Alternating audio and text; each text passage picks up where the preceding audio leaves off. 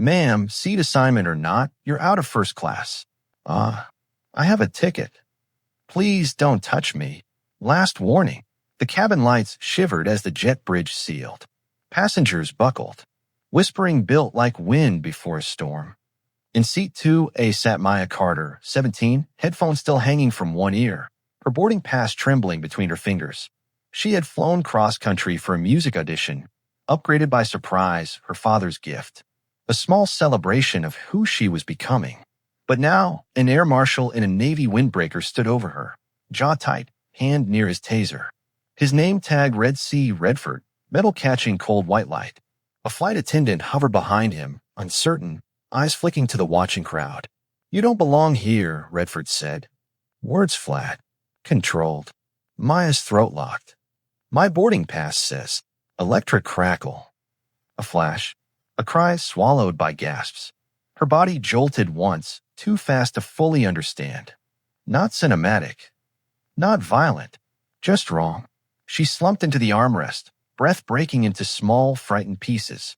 A woman in 2B covered her mouth. A man in 3C muttered, "This isn't right." But the marshal's voice cut through. Remain seated. Security matter. Comply. Minutes later, long aching minutes, Maya was wheeled down the aisle by paramedics, conscious but dazed, eyes searching for someone who would speak for her. On the ground, her cell phone buzzed weakly in her pocket.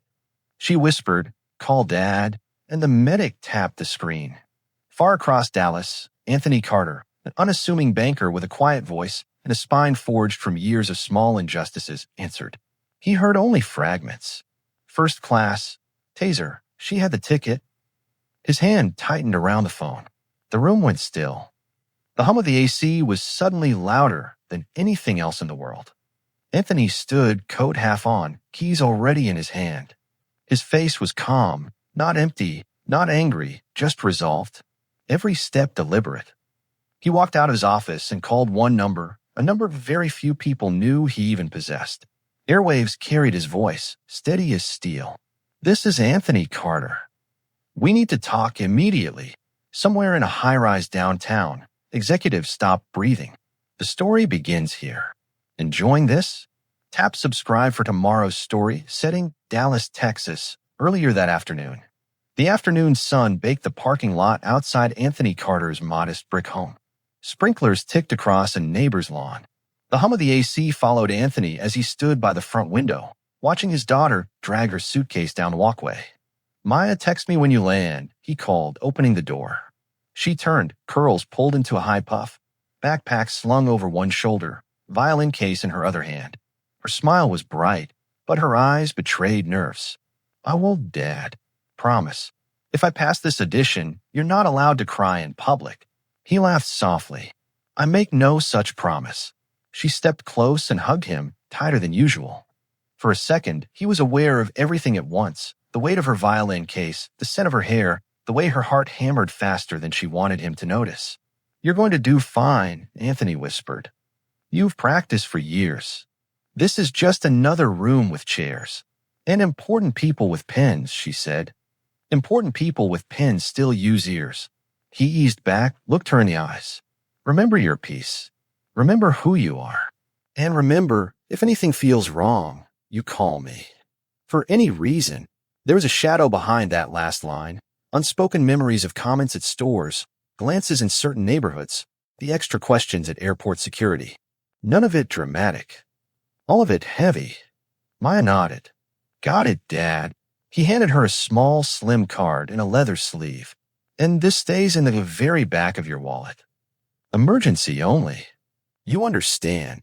She glanced at it, a metallic contactless card. No logo, only her name embossed. Is this one of your secret bank things? Something like that, he said, almost smiling. Just know that if you ever need serious help, you call me, and you have this. Oh, that's the rule. Okay, mysterious. She slid it into her wallet. Love you more. He watched her ride away in the rideshare, his chest thick with pride and fear tangled together. Then he went back inside to his quiet office in the spare bedroom. On his desk, 2 monitors glowed with columns of numbers. Corporate accounts, international transfers, Compliance alerts.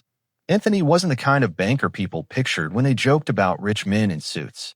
He was the senior risk director at a large clearing bank, the place where funds slept between transactions, where airlines, shipping companies, and tech firms all passed their money through narrow, carefully monitored channels. His job was simple to describe and complicated to do. Keep the system honest. If something looked wrong, fraud, laundering, major noncompliance, he had authority to recommend freezes, to stop the flow, to force a conversation. He used that power carefully, sparingly, with documentation. His phone buzzed on the desk. A text from Maya, through security. No issues. Boarding in 40. Love you. He typed back, proud of you already. Send selfie from first class. They had argued about that upgrade. She said it was too much. He said it was a celebration, booked with miles he'd save years for. You work twice as hard, he had thought. You deserve to sit where they don't expect you. The clock in the corner of his screen ticked along as he returned to his work, reviewing a report involving a major airline's payment flows. Odd timing on some international settlements. Nothing illegal yet, but irregular enough to flag. He opened a file, scanned transaction IDs, and made a neat note for Monday's meeting. Request full documentation on security incident procedures and passenger rights protocol. He didn't know that, at that very moment, Maya was scanning her own boarding pass, stepping into a cabin that would soon become the center of that phrase, security incident. The AC hummed on. Anthony's pen scratched across paper. His phone lay beside him, silent for now. 2 hours later, it would ring, and everything on his screens would suddenly matter in a way no policy manual had ever predicted. Setting Dallas, Fort Worth International Airport, Terminal C today, 3:52 p.m. Maya stood at the boarding gate, ticket in hand, surrounded by the soft murmur of travelers arranging bags, calling relatives, checking watches. The departure board flashed on time. Her fingers brushed the violin case handle, grounding her. She texted her father a quick photo, the golden first class sign behind her shoulder. Boarding soon. Feeling brave. The gate agent, a woman named Linda Reeves, scanned Maya's pass with a practiced smile. You're in 2A right up front. Congrats on the upgrade. Maya exhaled relief. Thank you. Big day. Linda nodded. You'll do great. Break a leg, musically speaking. Maya laughed, tension easing as she walked down the jet bridge. The cabin smelled of leather seats and recirculated cool air. Windows glared bright white from the sun. She stowed her violin carefully overhead, then slid into her seat. A middle-aged woman in 2B, pearl earrings and kind eyes smiled. Traveling alone? The woman asked. Yes, ma'am, Maya replied. Audition trip. How exciting. I hope they hear what you have to offer. Maya returned her smile. For a moment, everything felt right. Then boarding slowed. Whispering drifted from the aisle. 2 passengers debating meal choices. A man in row 3 grumbled about overhead space. Maya put one headphone in and scrolled through music selections, planning her warm-up. Her heart steadied until she noticed him. An air marshal, not uniformed, but marked by posture, clipped radio at his hip and badge chain tucked into his jacket. See Redford. He entered briskly, scanning row numbers, eyes sharp. He paused near the front, one hand resting against the seat back, gaze fixed on her. Maya straightened, tried to smile politely. He didn't smile back. Ticket, he said, tone neutral but cold. She blinked. I showed it at boarding. I asked you. His voice didn't rise, but it didn't need to. Maya retrieved the pass, hands steady but chilled. He studied it, eyes moving slowly, as if searching for fault, not verifying information. The cabin seemed to quiet around them. People leaned, not openly staring, but listening. He handed the ticket back without a word and stepped aside. Maya released a breath she didn't know she was holding. The woman in 2B whispered, that felt unnecessary. Maya nodded small. But Redford didn't leave. He conferred with a flight attendant. Low, clipped words. The attendant frowned, uncertain, glancing toward Maya. Something was changing, unseen but approaching like a storm front. At 4:07 p.m., the jet bridge detached. The doors sealed. Engines rumbled faintly beneath the floor. Redford returned. Stand up, he said. Maya's pulse jumped. What? Did I do something wrong? Your authorization for first class is under review. You need to move to economy while we confirm. Passengers shifted, uncomfortable. No one spoke yet. Maya's voice wavered. Sir, I paid, or rather, my dad booked this with Miles. I'm not causing trouble. Noncompliance is reason for removal, he interrupted. A hum built in Maya's ears, like the AC at home, but louder, unsteady. She gathered her courage. Sir, please. I have the right to sit here. I'm not refusing anything. I'm only asking why. He stepped closer. The aisle felt narrower. The flight attendant's eyes pleaded for calm, but she didn't intervene.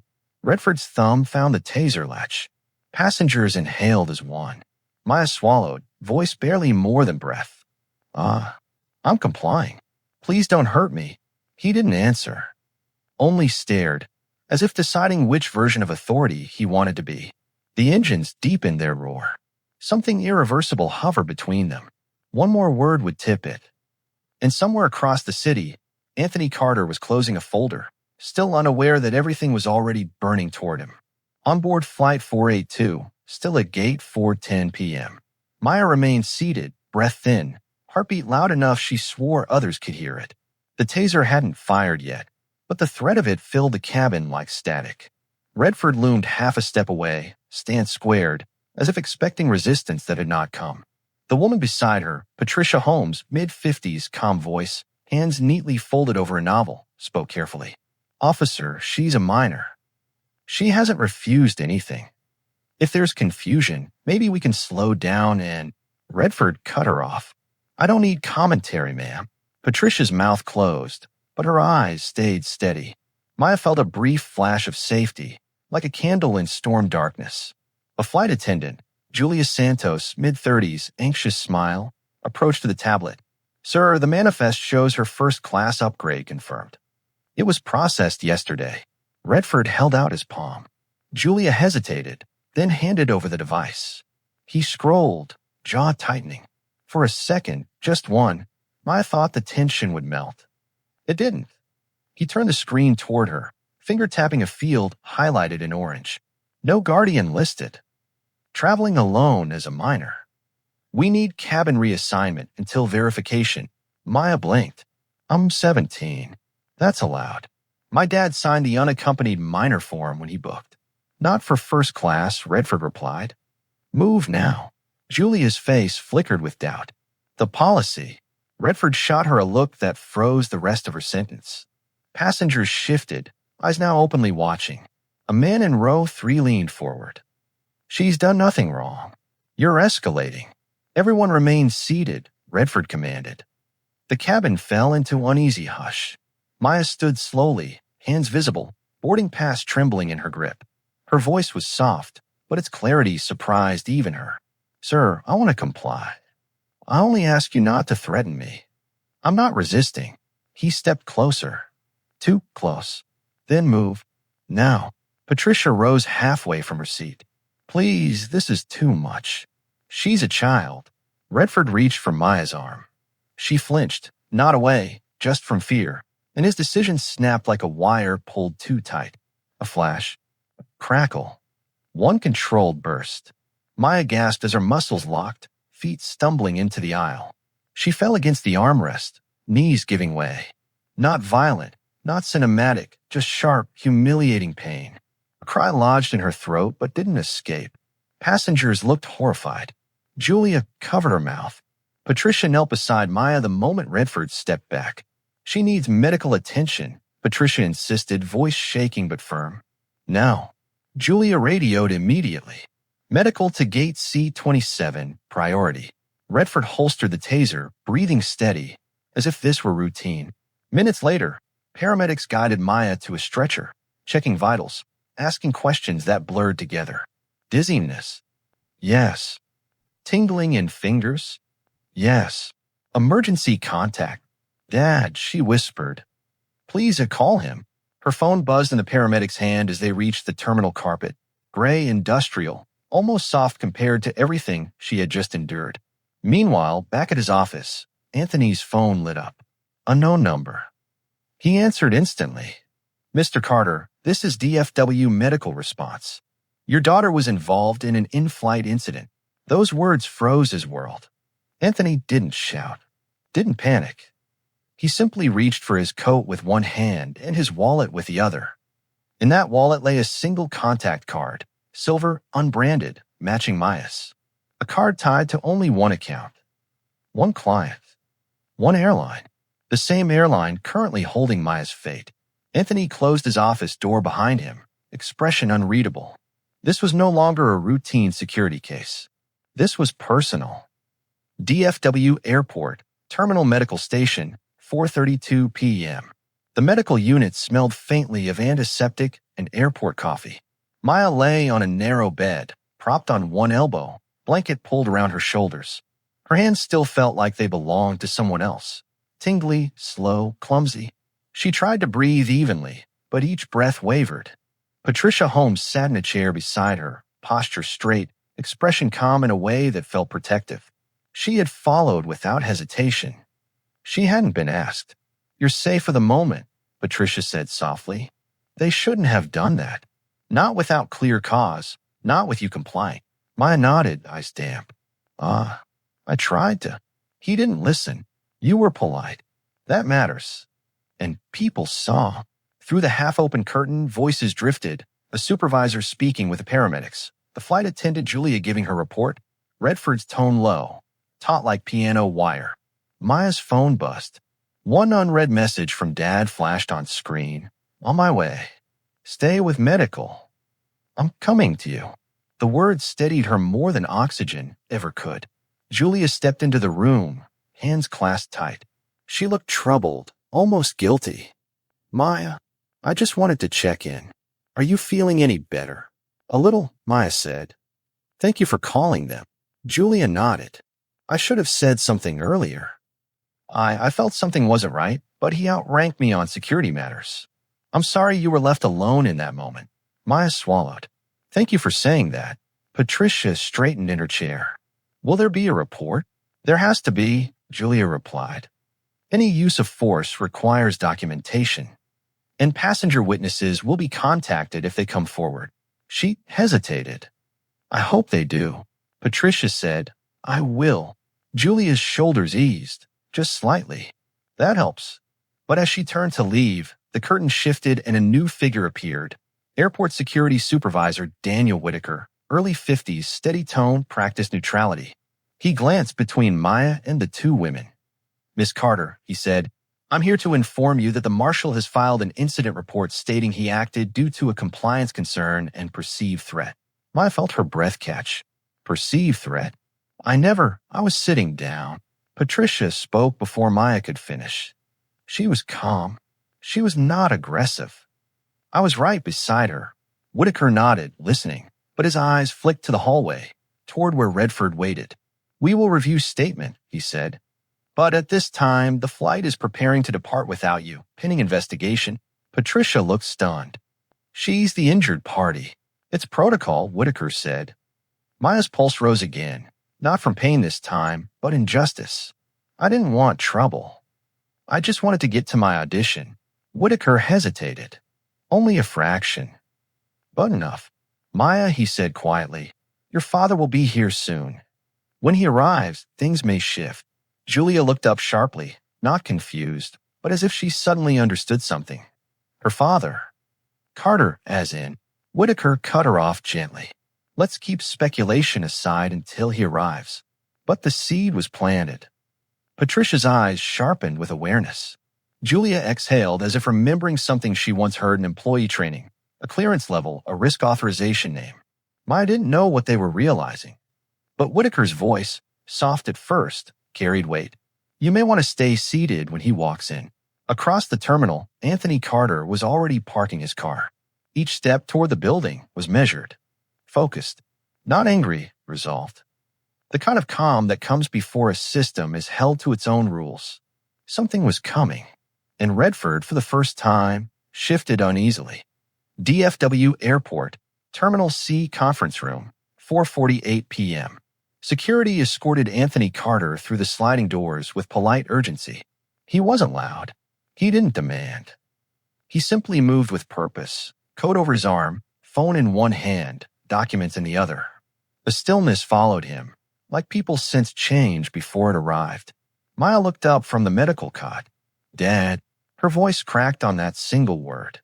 Anthony reached her side in 3 strides, kneeling so his eyes met hers level. One gentle hand on her shoulder. "You're safe," he murmured. "I'm here." Patricia stood, offering space. Julia hovered near the curtain, hopeful and tense.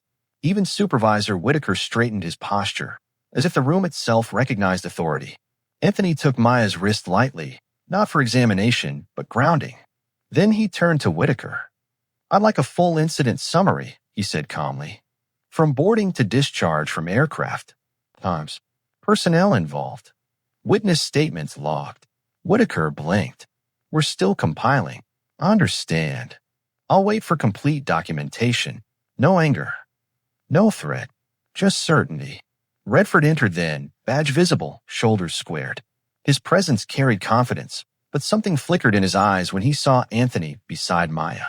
"Mr. Carter, I acted under protocol," Redford began. "Passenger noncompliance under disputed seating classification falls under security authority." Anthony stood slowly. Did she resist? Redford hesitated. She did not stand when instructed the second time. Verbal hesitation suggests. "Hesitation," Anthony repeated, voice soft. "Not refusal." Silence drew, tight around them. Julia spoke carefully. She was cooperative. She asked for explanation. She never raised her voice. Patricia nodded. He escalated before procedure required. Redford's jaw tightened. Security decisions are made in the interest of safety. Anthony's phone buzzed. A quiet tone, like a pen tapping glass. He glanced at the screen, an alert from his bank system. His fingertips tapped a single command. Whitaker's radio crackled instantly. "Control to Whitaker. Urgent notice. Airline Group A accounts restricted pending compliance review. Large settlement transfers halted." Repeat, halted. Whitaker froze. Julia's breath caught. Patricia leaned forward slightly, understanding dawning. Redford stepped back. "What does that mean?" Anthony lifted his gaze, expression still even. "It means," he said, "that $67 million in scheduled settlements for this airline cannot clear until compliance review is complete, including security protocol, passenger rights handling, and force justification." Redford stared as if the floor had shifted. You did that?" "I recommended freeze," Anthony clarified. "Regulatory policy did the rest. When there's a question of procedural violation involving use of force, funds stop until answers start." Patricia exhaled slowly, reverent. Julia pressed a trembling hand to her mouth. Even Whitaker seemed humbled. Anthony turned to his daughter, voice tender, but firm as steel beneath. "Maya, you asked for explanation. You complied. You deserved respect. Today, the system failed you. So now the system will prove itself worthy of trust." Redford bristled. "You're weaponizing finances to retaliate." "No," Anthony interrupted, measured. "I'm enforcing accountability. The same way I would if this incident involved any passenger on any airline. It happens that the injured party is my daughter." He took a breath, slow, deliberate. "And until review is transparent, no funds move. No settlements clear. No quarterly reports reconcile." That was the twist. Not revenge. Accountability with teeth. Redford looked suddenly smaller, not powerless, but no longer the highest authority in the room. Whitaker swallowed. "Mr. Carter, what do you need from us?" Anthony's voice was quiet. Waited. "I need truth. And I need it in writing." The storm had arrived, not loud, but undeniable. DFW Airport. Impromptu review hearing room. 5:22 p.m. The small conference room overlooked the runway, light stretching into dusk. Someone brought a recorder, someone else rolled in a laptop, and the airline's legal liaison arrived in a hurry, tie crooked, eyes calculating. Anthony stood at the end of the table, Maya seated beside him with Patricia on her left. Julia had chosen to stay instead of returning to the flight.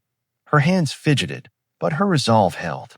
Across from them sat Redford, rigid, arms crossed. He no longer controlled the room. Authority had shifted, quietly, completely. Anthony placed 2 documents in front of him. One, The airline's passenger rights protocol, printed minutes earlier. 2. An authorization clause from the clearing bank regarding compliance-based financial holds. He slid both forward. Let's reconcile policy and action, he said. The liaison cleared his throat. Mr. Carter, we, the airline, didn't realize you held clearance authority over our financial settlements. If you'd contacted us directly, we could have. Anthony raised a hand gently. This isn't about influence. It's about process. A minor was tasered while seated, compliant, and unthreatening. I require acknowledgement, not privilege. Maya watched him, steady, unshaken. She had always known her father was patient, principled, quiet. She had never seen this form of him. Not intimidating, just uncompromisingly fair. Julia spoke next, voice steady though her fingers trembled. Redford approached before boarding was complete. Maya showed her pass immediately. There was no misconduct. Patricia nodded. I was beside her the entire time. She complied. She asked for explanation. She was threatened, then harmed, without refusal. Redford's jaw flexed. She hesitated. We are trained. Anthony turned a page. Your protocol states hesitation is to be met with verbal clarification, not force. He tapped the line gently. Second paragraph. Redford leaned forward, defensive breaking into disbelief. I acted to maintain order, and in doing so, Anthony replied softly, You lost it. The liaison inhaled, slow, resigned. Mr. Carter, what resolution would satisfy review? Anthony looked at Maya. She hesitated, then found her voice, quiet but unwavering. I just wanted to fly to my audition. I didn't want anyone hurt or fired. I only wanted respect. Her eyes met Redford's, not angry, not afraid. I want acknowledgement. And training. So nobody else gets treated like I did. Silence, heavy, unexpected. The liaison nodded. We can issue formal apology and policy retraining for all onboard security staff. Public, if requested. Anthony's gaze held steady. And first class reinstated for Maya. On the next available flight, the liaison offered a small, cautious smile. Done. Everyone exhaled. Everyone except Redford. His voice, when it came, was surprisingly subdued. I believed I was doing my job, but I overstepped. Miss Carter, I am sorry. It wasn't dramatic. It wasn't grand. It was real. Maya nodded, acceptance quiet but firm. Thank you. Whitaker returned to the printed report for Anthony to sign. Incident logged, review initiated, retraining scheduled. Only then did Anthony speak the final condition. When the report is officially filed, he said, I'll lift the financial hold. Not before. The liaison didn't protest. No one did. Redford lowered his eyes. Power had shifted, but no one had been destroyed. Accountability, not revenge, stood as the outcome. Maya leaned her head against her father's shoulder, tension gone, breath free for the first time since boarding. The system had bent under pressure. Not broken, changed. DFW Airport, Public Relations Hallway, 6:05 p.m. The hearing room door opened, and the group stepped into a quieter wing of Terminal C. Evening announcements echoed faintly. Final boarding calls, baggage reminders, mundane sounds against the weight of what had just occurred. Maya walked slowly beside her father, Patricia still close on her left. Julia followed, eyes glass-bright but relieved. Redford remained behind with the liaison, completing paperwork under dim office light. For the first time since the taser crackled, Maya's lungs expanded fully. The world smelled like coffee and airplane fuel. Nothing threatening, nothing sharp. Just airport air. Anthony guided her toward a row of seats beneath tall windows. Planes taxied outside, blue lights blinking like slow-moving stars. You did well, he said softly. I was scared, she admitted. That's what courage feels like, he said. Doing the right thing when fear is real. Patricia sat across from them, folding her hands neatly. Your father handled that with grace, Maya. Most people would have shouted. He didn't need to. Maya looked at him, seeing him anew, not just as the parent who woke early, paid bills, packed lunches, asked about concerts and homework, but as someone who could move entire systems if pushed. Dad, she said quietly, how did you know what to do? He took a moment before answering. I didn't. His voice was gentle, reflective. I just follow documentation. And I held them to their own rules. Julia stepped closer, gratitude in her eyes. Maya, your calmness gave us room to speak. You didn't lash out. You stayed dignified. That mattered. Maya felt warmth rise in her chest, validation settling where fear once lived. Then a woman with a badge approached. Evelyn Brooks, Airline Public Relations Officer, late 40s, composed and steady. Mr. Carter, Ms. Carter, she said with respectful nods. I've been briefed. I wanted to personally assure you the airline is taking this seriously. We'll reach out tonight with formal apology and document the policy correction. Anthony listened without triumph or tension, only focus. Thank you. We'll expect written confirmation. Evelyn continued. If Maya is willing, we'd also like to provide a voucher for her future travel. Maya almost laughed, not from humor, but disbelief. I just want to make my audition. Evelyn smiled softly. Then let's make sure you do. A moment later, Julia stepped forward, voice steady. Maya, if you like, I'll be on your next flight. I feel better seeing you safely aboard. Emotion tightened Maya's throat. Thank you. I like that. Patricia rose, smoothing her skirt. I'll write my witness statement tonight. They need to know people watched. Anthony met her gaze. You stood up when many stayed silent. I won't forget that. Patricia touched Maya's hand. Fly well, dear. You deserve that stage. She left, disappearing into the terminal crowd, hair silver in airport light. Anthony turned to Maya, expression soft. You ready to go home, rest, and try again tomorrow? Maya shook her head slowly. Dad, I'm ready to go tonight. He studied her, pride growing like sunrise. Then tonight it is. In a nearby office, the printer hummed. Compliance report signed. Protocol review in progress. Anthony lifted the freeze. Somewhere downtown, numbers began to move again, quiet as a heartbeat.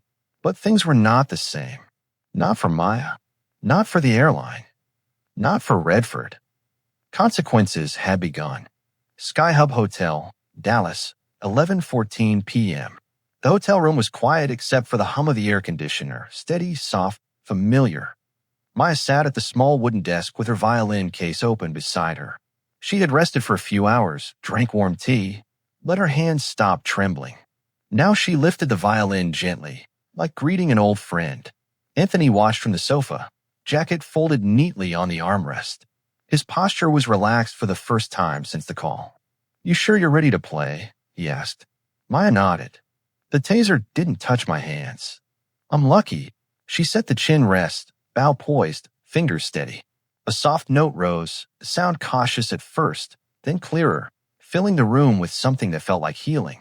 Anthony closed his eyes briefly, letting it wash through the quiet. She finished with a small sigh. I can make the audition flight in the morning. Anthony smiled. I booked it already. She blinked. You did.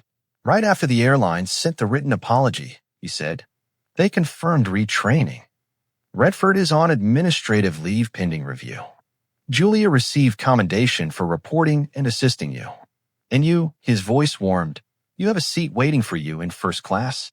Maya breathed in slow and deep. Thank you. He shook his head gently. You earned it, with your patience. I only amplified what you already proved. She looked at him, tears soft but not sad. I was afraid I'd disappoint you by not being strong enough.